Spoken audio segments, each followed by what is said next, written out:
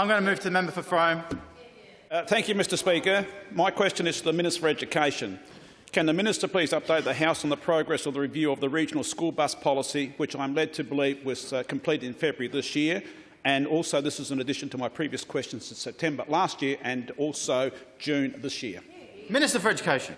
I thank the member for the question, and it's a matter that we've discussed. And I think that the member is probably accurate in that we were hoping that it would be completed by February this year, but my understanding is that our optimism was ill-founded, and there were, in fact, many more people who wanted to make submissions and come and talk to the reviewers than we had anticipated. We'd anticipated a good level of interest. In fact, we had an enormous level of interest from people around regional South Australia.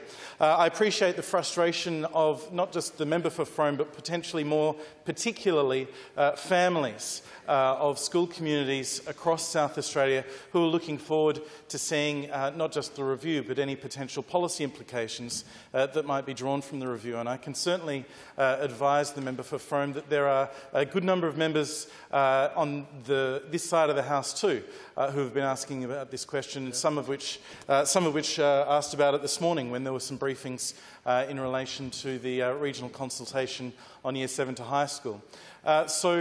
This is certainly something where I appreciate people's frustrations. The member for Frome would be well aware. He waited a long time as a member of Cabinet, where he asked for a former government to do this review. He waited a long time for that review, and that did not propose any changes. It didn't take into it the presupposition that there was, in fact, a public policy benefit of considering the needs of students in non-government schools. So they did a review that didn't presuppose that being an idea that they needed to be looked after, that their needs might be considered from a transport point of view, not just the needs of the public school system. The other thing that this review is doing, and we look forward to its considerations being completed, is considering the opportunities for regional communities that come from the school bus infrastructure potentially being available for broader community use in those communities, rather than sitting dormant in a schoolyard while the community has certain transport needs, opportunities that might be developed. We've asked the reviewers to consider whether there is a public policy benefit, potentially an economic benefit, certainly a social benefit, that is affordable within the scope of what that offering is. It's a complex area, to be sure, and there's complex financial considerations that go beyond just the needs of bus routes in regional communities.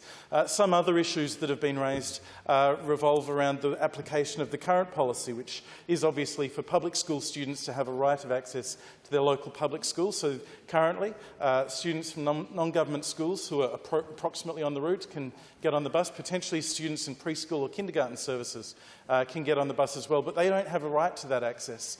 And so certainly there's a number of people who have made submissions, as I understand it.